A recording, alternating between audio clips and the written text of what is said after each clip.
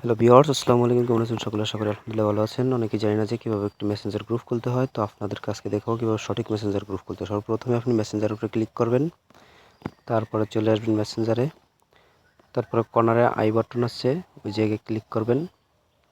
I বাটনের উপরে click করবেন,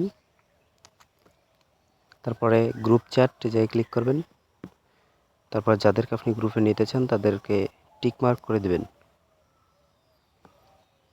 স্ক্রল করে করে সকলের আইডি এখানে শো করবে। যাদেরকে আপনি নিতে চান তাদের আইডির উপরে টিক মার্ক করে দিবেন।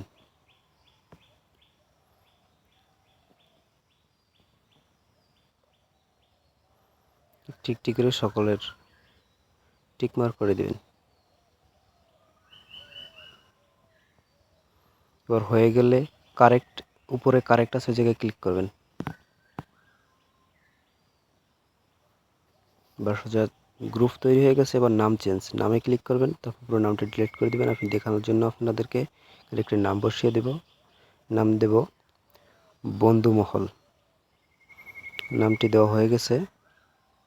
এবার সেভে ক্লিক করে চলে আসবেন। এবার লোগো বসানোর জন্য লোগোতে ক্লিক করবেন, ফটোতে, তারপরে এই জায়গায় সকল ফটো শো করবে। যে কোনো একটি ফটো বেছে নেবেন। আমি একটি ফটো বেছে নিয়েছি আপনাদেরকে দেখানোর জন্য। ডানে ক্লিক করবেন।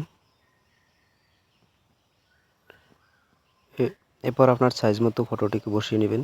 কতটুকু আপনার সাইজ প্রয়োজন, কতটুকু প্রয়োজন না। তারপরে সেভে ক্লিক করে চলে আসবেন, একটু লোড নেবে।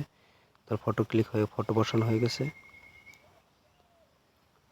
এবার গ্রুপ হয়ে গেছে। এবার আমি গ্রুপে দিয়ে দিলাম আসসালামু আলাইকুম, সকলে কেমন